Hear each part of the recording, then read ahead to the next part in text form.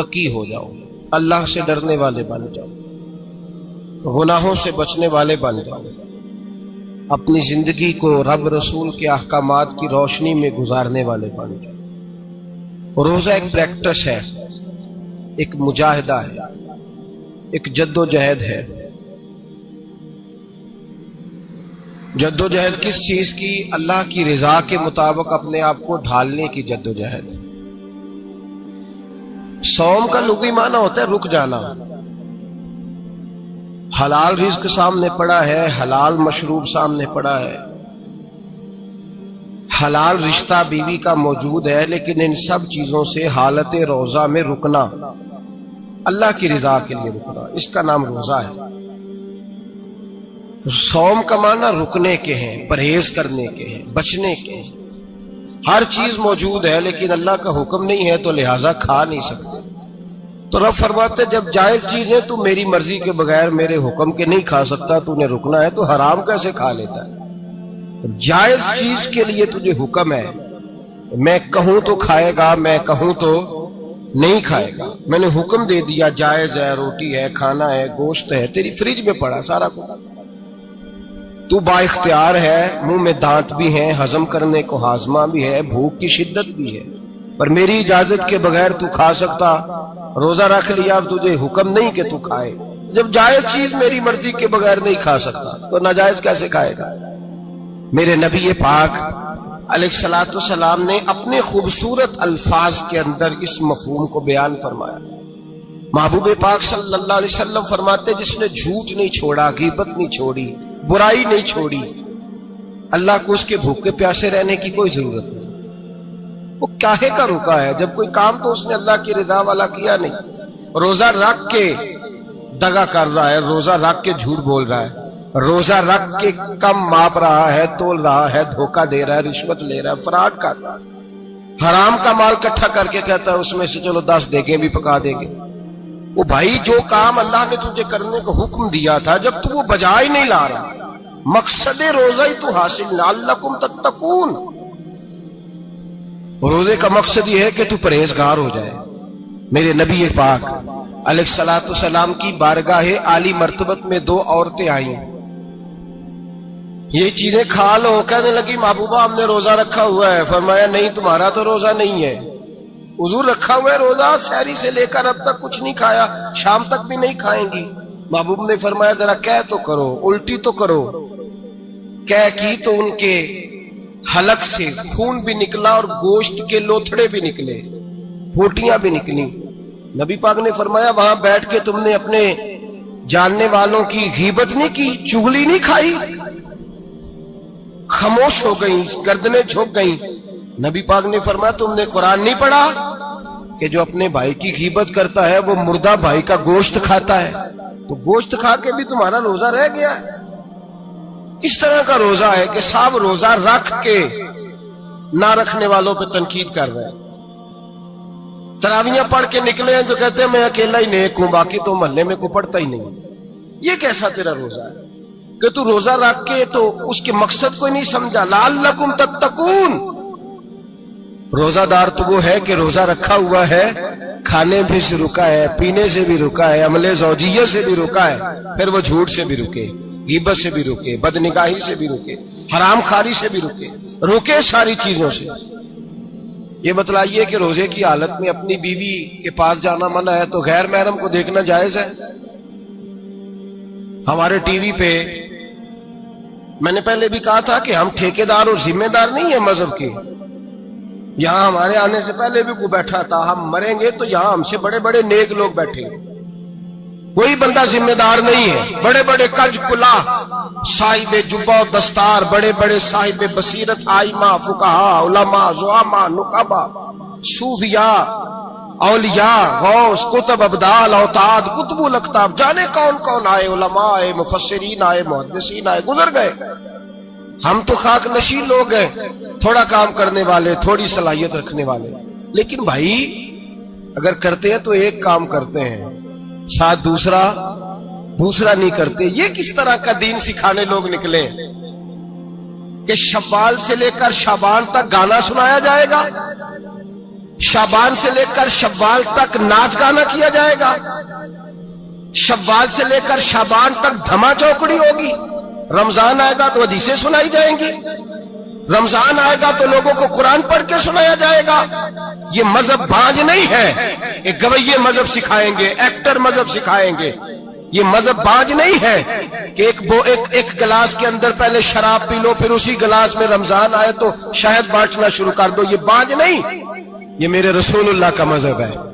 अगर तुम्हें शौक है दीन सीखने सिखाने का, यकम रमजान को तौबा करो और कहो कि हम टीवी पे बैठ के हदीसें सुनाएंगे तो सारा साल सुनाएंगे, और जिस जुबान से हदीस निकलेगी फिर उससे कभी गंदा गाना नहीं निकलेगा, फिर कभी नाच गाना नहीं होगा। ये कौन सा मजहब है जो बीबियां सिखा रही हैं? ये कौन सा दीन है जो औरतें सिखा रही हैं?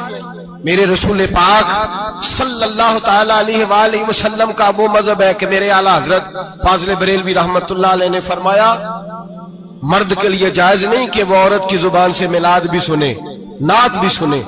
मर्द के लिए जायज नहीं, मर्द को मर्द सिखाएगा, औरत सिखाएगी तो औरतों को सिखाएगी। बेशक आप सवेरे फतवा दीजिए कि छोटी सी मस्जिद में बैठ के, छोटे से कोने में बैठ के छोटा सा मौलवी, और वहां तो इतने इतने बड़े मुफ्ती टीवी पे बैठे हुए, वो गलत है तो सही है कैसे हो गए? सुनो, मेरे नबी पाक अलैहिस्सलातु सलाम के मजहब का हुस्न ये है कि इस्लाम कहता है एक नजर बीबी को देखा किसी ने गलती से तो माफी हो जाएगी, दूसरी नजर शहवत से देखा तो हराम है उसके लिए।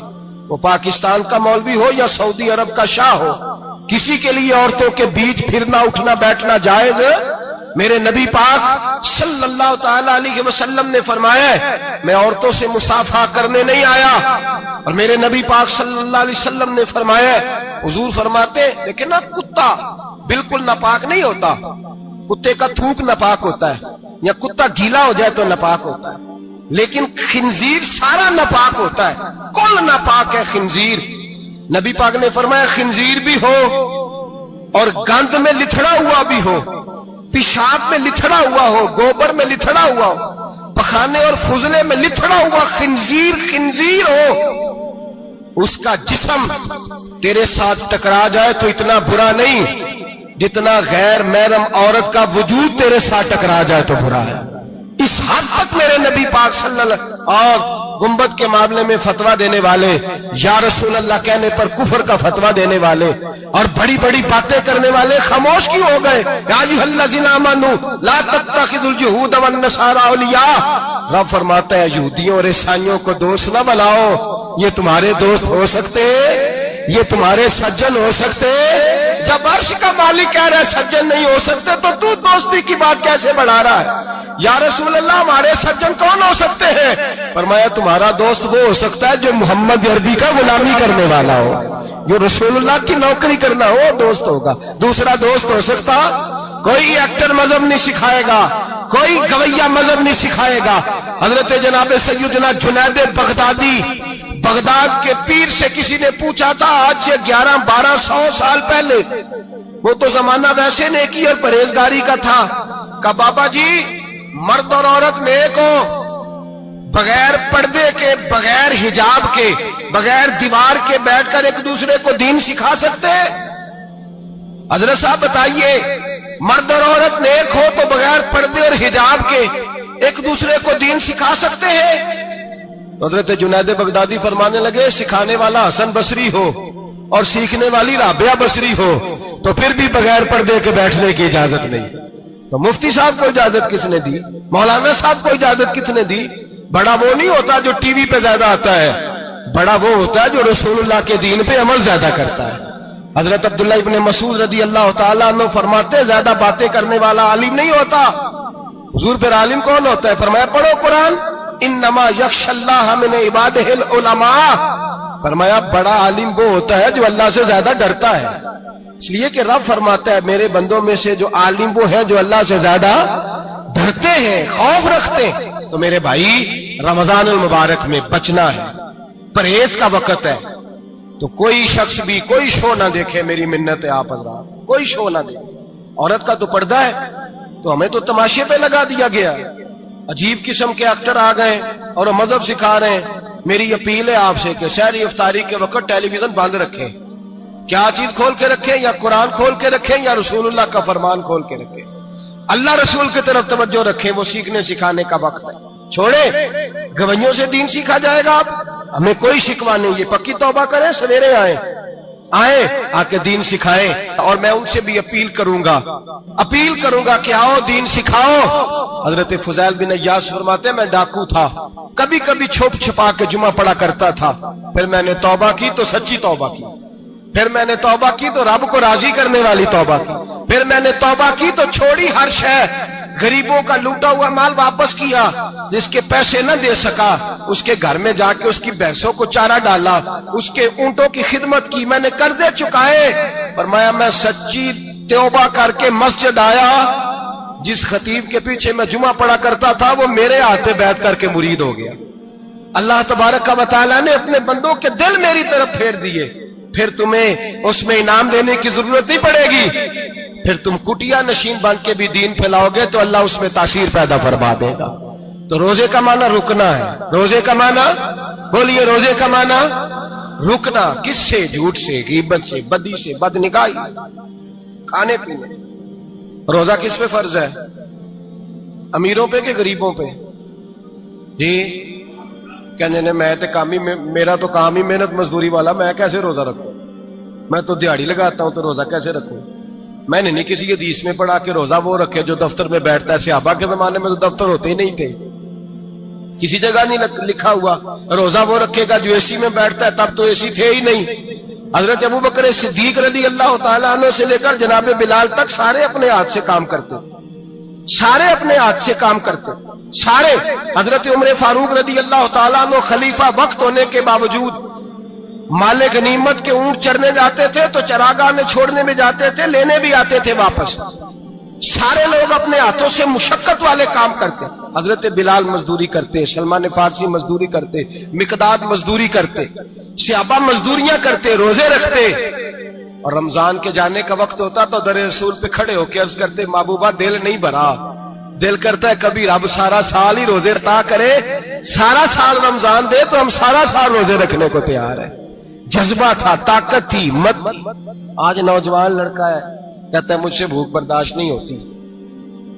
میرے بھائی رب بیماری لا دینا، اللہ سے دعا مانگے اللہ شفائے عطا فرمائے، اور دعا کرے اللہ آزمائش سے محفوظ فرمائے۔ آپ یقین کریں میں نے لوگوں کو دیکھا ہے حلق سے قطرہ نہیں اترتا، خوراک کی نالی لگی ہوئی ہے، اعلیٰ غذائیں پکی ہوئی پڑی ہیں، عرش کا مالک کہتا ہے میں تیرے حلق سے گزرنے نہیں دوں گا، قانون بن گیا۔ میں نے دیکھا ہے ڈرپ پہ لوگ زندہ ہے، بوتل لگی ہوئی ہے گلوکوز کی، گزارا چل رہا، اعلیٰ غذائیں پڑی ہیں، لاکھوں روپیہ تجوری میں پڑا ہے۔ مالک کہتا ہے تو نہیں کھا سکتا تو وہ کھانے نہیں دیتا، نہیں کھانے دیتا۔ ایک شخص یورپ کے علاقے کا، میں کسی کالم نویس کا پڑھ رہا تھا، وہ کہتا ہے میری خربوں میں جائیداد ہے لیکن میرے معدے میں ایسی تکلیف ہے کہ میں آٹے کو چھان کر جو اوپر سے بورا نکلتا ہے صرف وہ کھا سکتا ہوں، اس کے علاوہ میں کائنات کی کوئی نعمت کھا نہیں سکتا۔ اور میرے بھائی وہ جب چاہے تو بڑے بڑے کھانے کھانے سے تجھے روک دے، تیرے دانت چبانے کے قابل نہ رہے، زبان نگلنے کے قابل نہ رہے، معدہ تیرا ہضم کرنے کے قابل نہ رہے، وہ جب چاہے تو جو مرضی کر لے۔ وہ کہتا چل تو میری مرضی پہ چلنا، ایک مہینہ میرے کہنے پہ نہ کھا، ایک مہینہ میرے کہنے پہ نہ کھا، تو یا اللہ تو کیا کرے گا؟ فرمایا صوم تصفو، میرے نبی پاک نے فرمایا تم روزے رکھو اللہ تمہیں صحت عطا فرما دے گا، اللہ تندرستیاں دے دے گا، شفائیں دے دے گا۔ تم روزے رکھو اللہ تمہیں، سبحان اللہ، اللہ تمہیں، اللہ طاقت دیتا ہے، ہمت دیتا ہے، اللہ ہمت دیتا ہے۔ میں نے دیکھا ہے، میں نے بزرگوں کو دیکھا ہے، ضعیف لوگوں کو دیکھا ہے، کمزور لوگوں کو دیکھا ہے، میں نے دیکھا ہے روزے رکھتے ہوئے، مزدوروں کو دیکھا ہے روزے رکھتے ہوئے۔ میں اپنے ابا جی کو کہتا ابا جی اتنی سخت گرمی اور مزدوری آپ کرتے اور مزدوری کے عالم میں روزہ رکھتے، تو کہتے پتر روزہ کی آندا ہے، روزہ کدوں کو جاندا ہے، روزہ اپنی جگہ تے بے مزدوری اپنی جگہ ہوتے۔ اور کئی دفعہ مینوں فرمان لگے، مینوں یار سمجھ کوئی نہیں لگدی، پتہ نہیں روزے چ اللہ طاقت کتھوں دے چھڑدا ہے، نہیں زیادہ کام بھی زیادہ کریدا ہے تے روزہ بھی بھائی صوم تصفو، میرے مصطفیٰ نے فرمایا تو روزہ رکھ اللہ تجھے صحت عطا فرما دے گا۔ رب تعالیٰ تجھے، یہاں ہوٹل کھلے ہوئے ہیں، یہاں عجیب حالات ہیں، ہوٹل کھلے ہوئے ہیں، لوگ بہانے ڈھونڈتے پھرتے ہیں، کہتے ہیں کٹ لگ گیا تھا، ذرا تھوڑا سا خون نکل آیا، سنی پلاس لگائی ہے تو روزہ نہیں رکھا، یہ ذرا مجھے تھوڑی دقت ہو گیا تو میں نے روزہ نہیں رکھا، کھانسی لگ گئی ہے تو روزہ نہیں رکھا۔ او خدا کے بندے، روزہ تو نعمت ہے۔ اور سبحان اللہ، میرے نبی پاک نے فرمایا لِكُلِّ شَيْءٍ زکات وَزَكَاتُ الْجَسَدِ الصَّوْمُ، فرمایا ہر شے کی زکات ہوتی ہے، وجود کی زکات روزہ ہے، روزے رکھو جسم کی زکات نکل جائے گی۔ فاقہ کرنا بھی میرے نبی پاک کی سنت ہے، مسواک کرنا بھی سنت ہے، اور فاقہ کرنا بھی۔ مسواک والی سنت زیادہ اپناتے ہیں لوگ، فاقہ کرنا بھی نبی پاک کی سنت ہے۔ ایک صاحب مجھے کہنے لگے جناب بیٹھ کے کھانا حضور کی سنت ہے، میں نے کہا کبھی کبھی نہ کھانا بھی نبی پاک کی سنت ہے، نہ کھانا بھی حضور کی سنت ہے۔ اور ہمارے فقہاء نے لکھا ہے جو روٹی زیادہ کھاتا ہے اس میں دو باتیں پیدا ہو جاتی ہیں، کیا کیا؟ ایک بولتا زیادہ ہے، دوسرا سوتا زیادہ ہے، غافل ہو جاتا ہے۔ فقہ اور حکیم اطباء ڈاکٹر کہتے ہیں کہ پیٹ خالی رہے نا جس آدمی کا، اس کا حافظہ مضبوط ہوتا ہے، اس کے ذہن کی گرہ کھلتی ہے۔ زیادہ کھانے سے تو خماری چڑھتی ہے، دماغ ڈھونڈتے پھرنا روٹی کدھر سے آج اچھی ہے، گھر میں نہیں پکی تو ہوٹل چلے جانا، کھانے کے سوا اور کام ہی کوئی نہیں۔ وہ صاحب میرے نبی پاک علیہ السلام نے فرمایا کافر 7 آنتوں سے کھاتا ہے، 7 آنتوں سے، اور فرمایا میرا مومن 1 آنت سے کھاتا ہے، اس کے وجود میں کھانے والی 1 آنت ہے، کافر 7 آنتوں سے کھاتا ہے۔ فاقہ کشی سے نورانیت پیدا ہوتا ہے، کم کھانا۔ دیکھیں نا نبی پاک صلی اللہ علیہ وسلم نے اللہ سے فاقہ مانگ کے لیا، یا اللہ 1 وقت روٹی دے، 1 وقت کا فاقہ دے، مانگ کے لیا نبی پاک مانگ کے۔ حضرت ابو ہریرہ رضی اللہ تعالیٰ عنہ فرماتے ہیں بھوک زیادہ لگتی تھی نا جب مجھے، تو میں حضرت عمر سے، ابو بکر سے، عثمان، مولا علی سے کوئی مسئلہ پوچھ لیتا تھا، اور جب میں مسئلہ پوچھتا تھا تو وہ مجھے روٹی کھلا دیتے تھے۔ جب میں ان سے مسئلہ پوچھتا تو وہ مجھے، حضرت ابو ہریرہ فرماتے ہیں مجھے بھوک لگی، میں حضرت عمر کے پاس گیا، ان سے مسئلہ پوچھا، ان کا رواج تھا جب میں مسئلہ پوچھتا تو پہلے روٹی کھلاتے۔ ہمارے بزرگ یہ فرماتے ہیں کہ کھانے کھلا کے دین پڑھاؤ، صرف تمہارا کتب خانہ نہیں کھلا ہونا چاہیے، تمہارا دسترخوان بھی کھلا ہونا چاہیے۔ کسی نے نبی پاک صلی اللہ علیہ وسلم سے پوچھا تھا بہترین مسلمان کون ہے؟ حضور نے فرمایا جو سلام لینے میں پہل کرے اور روٹی زیادہ کھلائے، جو روٹی ہر وقت فکر کرے آ یار تو روٹی کھا لے، روٹی کھانے کی طرف توجہ دلائے۔ کھلانا سنت ہے، زیادہ کھانا اس میں بھی فرق رکھے۔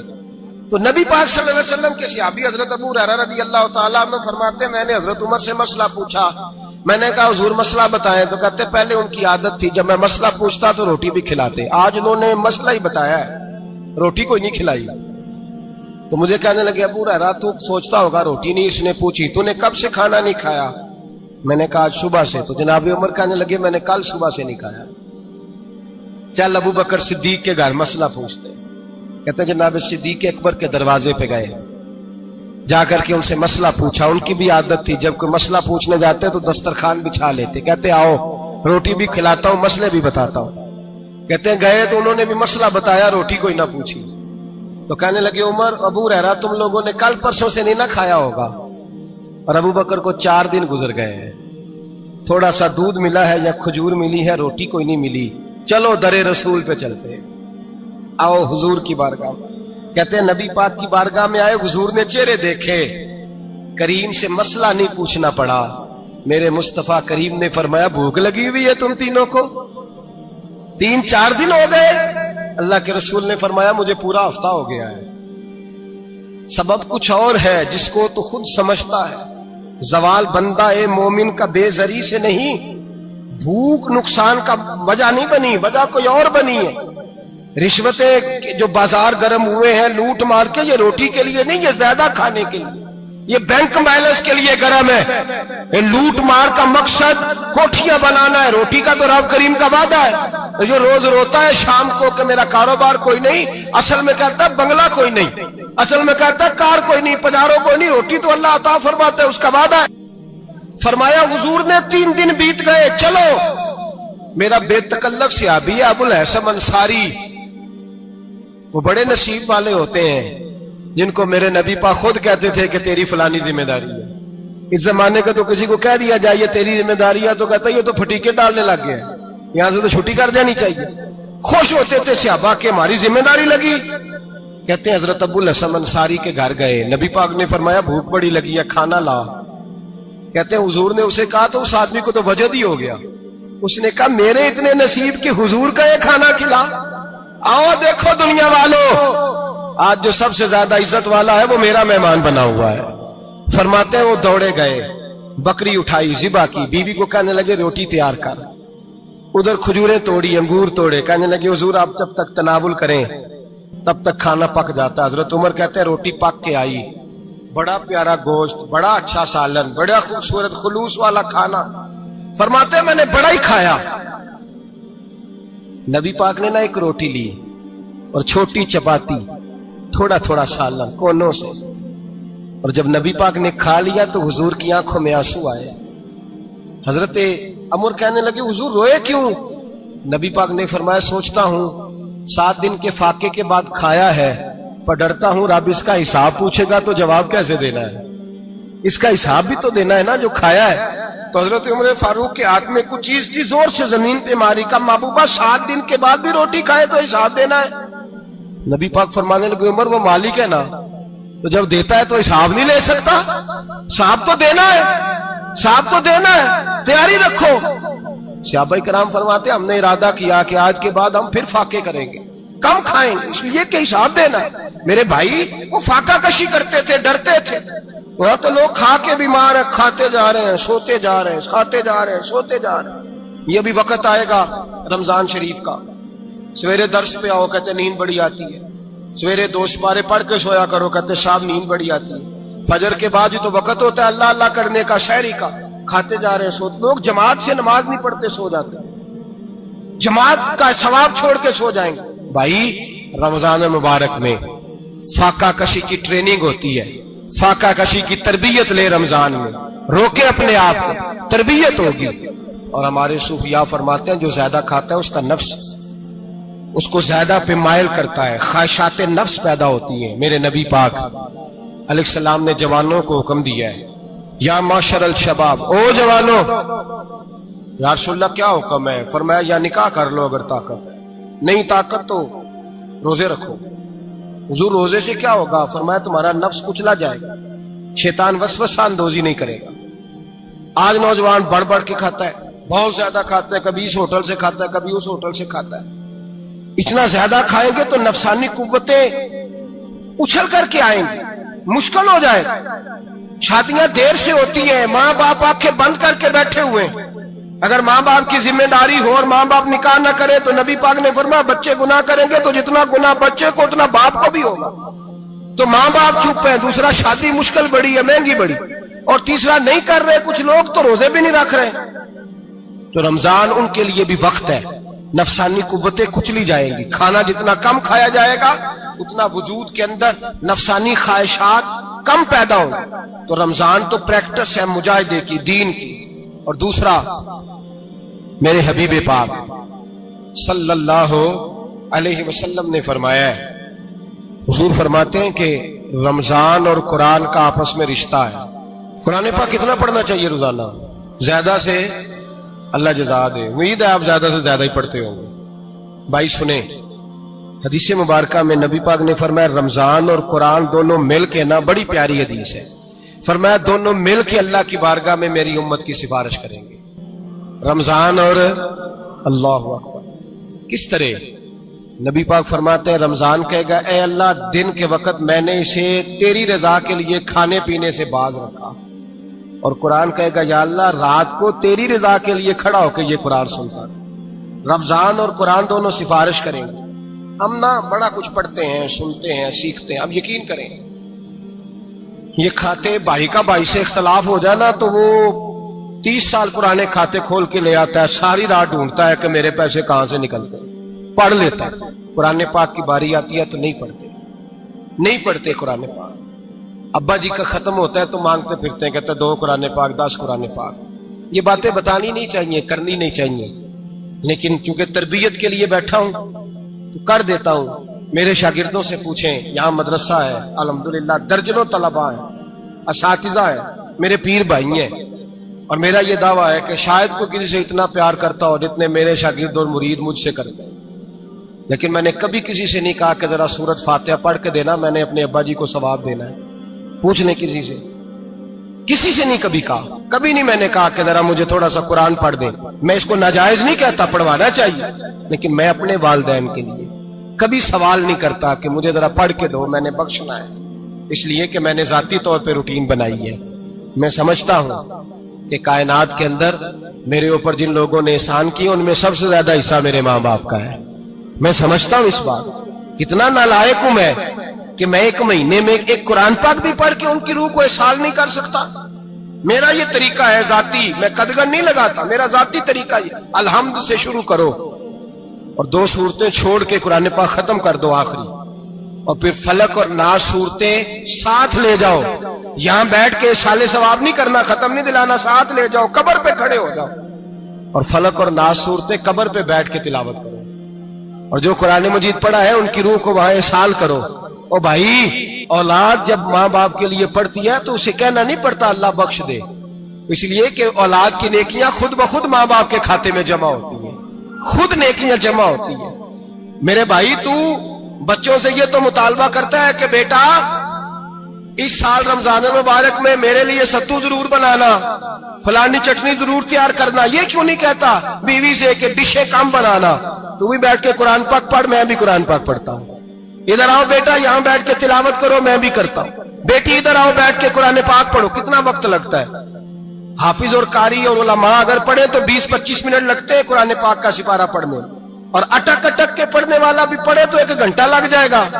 اور میرے نبی پاک صلی اللہ علیہ وسلم نے فرمایا جو قرآن پڑھتے ہوئے اٹکتا ہے اللہ اسے ڈبل ثواب عطا فرماتا ہے۔ فرمایا جو زبانی پڑھے سنگل ثواب، جو دیکھ کے پڑھے اسے ڈبل ثواب۔ حضور کیوں؟ فرمایا اس لیے کہ میرا قرآن دیکھنے پہ بھی اللہ ثواب عطا فرماتا ہے، قرآن دیکھنے پہ بھی اللہ ثواب دیتا ہے، دیکھنے کا بھی ثواب۔ رمضان شریف میں قرآن پاک پڑھے، کھول کے پڑھے۔ اور میرے بھائی، اگر تیرا بچہ پڑھے، اگر تیری بیٹی پڑھے، کائنات کا خوش نصیب باپ وہ ہے کہ بیٹا قرآن پڑھے، چاہے ناظرہ ہی پڑھے، جس کی بیٹی پڑھے۔ زندگی میں انہیں اس کام پہ لگا جاؤ، مرنے کے بعد بھی پڑھیں گے۔ امام جلال الدین سیوطی شافعی رحمت اللہ علیہ فرماتے ہیں حضرت عیسیٰ قبر کے پاس سے گزرے، قبر پہ عذاب ہو رہا تھا، اللہ کا غضب برس رہا تھا، جناب عیسیٰ استغفار پڑھتے ڈرتے گزر گئے۔ تھوڑی دیر کے بعد، چند گھنٹوں کے بعد گزرے تو اسی قبر پہ پھول کھلے ہوئے تھے، رحمت برس رہی تھی۔ حضرت عیسیٰ علیہ السلام عرض کرنے لگے مولا تو بے نیاز ہے، میری طاقت نہیں تیرے کاموں میں بولنے کی، پر ابھی تو یہاں عذاب ہو رہا تھا، ابھی رحمت برس رہی ہے۔ جناب عیسیٰ کہتے ہیں آواز خدا بندی آئی، عیسیٰ بندہ بڑا گناہگار تھا، پاپی تھا، مجرم تھا، خطا کار تھا، لیکن جب اس کا انتقال ہوا، اس کی بیوی حاملہ تھی، اس کے پیٹ میں بچہ تھا، بچہ اس کے انتقال کے بعد پیدا ہوا، آج وہ 4-4.5 سال کا ہوا ہے، مکتب میں گیا ہے، مدرسہ میں گیا ہے، استاد نے بسم اللہ شریف پڑھائی ہے، فرمایا اس نے توتلی زبان سے کہا ہے بسم اللہ الرحمن الرحیم، کہ عیسیٰ مجھے بتلا اس زمین پر وہ معصوم جسے ابھی رحمان اور رحیم کہنا نہیں آتا، وہ توتلی زبان سے مجھے رحمان اور رحیم کہے اور میں اسی زمین پہ اس کے باپ کو عذاب دوں؟ فرمایا اس نے ایک بار رحمان اور رحیم کہا ہے، میں نے اس کی باپ کی قبر کو نور سے معمور فرما دیا ہے، نور سے بھر دی ہے قبر، برکت سے بھر دی ہے۔ اللہ کرے میرے بیٹے بھی قرآن پڑھے، اللہ کرے میری بیٹیاں بھی قرآن پڑھے، اللہ کرے ہم سب کی اولادیں قرآن پاک پڑھے۔ دیکھیں نا امام اعظم ابو حنیفہ رمضان میں 61 قرآن پاک پڑھتے تھے، کتنے؟ 60 ٹیک، اللہ اکبر۔ ایک قرآن پاک دن میں پڑھتے پورا، ایک رات کو پڑھتے، ایک تراویح میں پڑھتے، 61 قرآن پاک امام صاحب پڑھتے۔ آپ فرماتے میں نے چھوڑ دیے سارے وظیفے، میں صرف رسول اللہ کا قرآن پڑھتا ہوں، رمضان سارا قرآن پاک، سارا رمضان۔ اب تو عادت ہی نہیں رہی ہمیں قرآن پاک، اگر لوگ ناراض نہ ہو تو محفل نعت ہوتی ہے تو تلاوتیں کتنی ہوتی ہیں، اور نعتیں ہم نے ذوق ہی نہیں بنایا، ذوق ہی نہیں بنایا ہم نے تلاوت قرآن کا، اس لیے کہ قراء علماء فقراء ان کو ہم تیار ہی نہیں کر رہے، ہم تو ایکٹر پال رہے ہیں جو پیسے لیتے ہیں نعت خوانی کے، معاذ اللہ۔ او میرے بھائی، کیا قرآن میرے نبی کی نعت نہیں؟ حضرت عائشہ صدیقہ رضی اللہ تعالیٰ عنہ کے پاس صحابہ گئے، کہنے لگے اماں جی ہمیں نبی پاک کا اخلاق بتلائیں۔ اماں جی کہنے لگی جاؤ جا کے قرآن پاک پڑھو، کان خلقہ القرآن، سارا قرآن میرے نبی کے اخلاق کا انعام ہے۔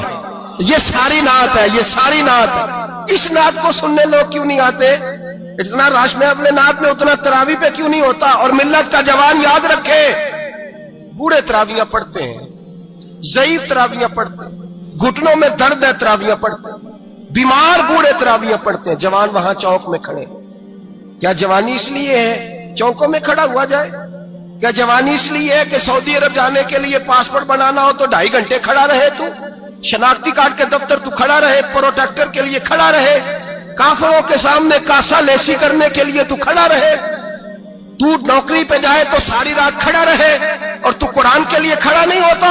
میرے محبوب نے فرمایا من قام ایمانا واحتسابا غفر له ما تقدم من ذنبه، فرمایا جو رمضان المبارک میں اللہ کی رضا کے لیے گناہوں کی معافی کے ارادے سے قیام کرے گا، راتوں کو عبادت کرے گا، اللہ اس کے پچھلے سارے گناہ معاف فرما دے گا۔ نوجوان ارادہ کریں، پروگرام بنائیں کہ انشاءاللہ قرآن پڑھنا بھی ہے، قرآن پڑھوانا بھی ہے، سننا بھی ہے، اور انشاءاللہ بولیے سننا بھی ہے اور پڑھنا بھی ہے اور پڑھانا بھی۔ ہمت کریں، دلیری کریں، آکے کھڑے تو ہو، اللہ توفیق عطا کرے گا۔ پہلی بات یہ کہ روزہ رکھیں، دوسری بات یہ کہ قرآن پاک کی تلاوت کریں، اور روزہ رکھیں تو روزے کے سارے حسن سمیت اسے رکھیں۔ نبی پاک نے فرمایا رمضان غمخاری کا مہینہ ہے، غمخاری کریں۔ ہمارے زمانے میں 2 قسم کی تکلیفیں ہیں۔ ایک تو غریب آدمی، اس کا حال یہ ہے کہ وہ مانگتے ہی گزارا کرنا چاہتا ہے، اس نے ہاتھ یوں کر لیا ہے تو اب اس کا یوں ہونے کو تیار نہیں۔ ضرورت اگر کسی آدمی کو کسی دروازے پہ لے جاتی ہے تو برا نہیں، لیکن سوال کا اپنے اوپر دروازہ کھول لینا یہ ٹھیک نہیں۔ فاقہ کشی پیدا کریں، حوصلہ پیدا کریں، تھوڑے پہ گزارا کرنا سیکھیں۔ غریبوں کو بھی اجازت نہیں کہ وہ نکل کھڑے ہوں میدان میں مانگنے کے لیے۔ ٹولیاں نکلتی ہیں رمضان میں، جتھے نکلتے ہیں خیرات کٹھی کرنے میں، بچیں۔ میرے نبی پاک صلی اللہ علیہ وسلم نے فرمایا جس نے بغیر ضرورت کے سوال کیا، جب قیامت کے دن آئے گا تو اس کے چہرے کے اوپر گوشت نہیں ہوگا، صرف ڈھانچہ ہی ہوگا۔ اتنی بھیانک صورت میں آئے، بغیر اشد ضرورت کے سوال نہ کر، کبھی سوال نہ کر۔ اور امیروں سے گزارش ہے کہ رمضان ہمدردی کا مہینہ ہے، ہمدردی کریں تو سامنے والے کی عزت کا بھی خیال کریں۔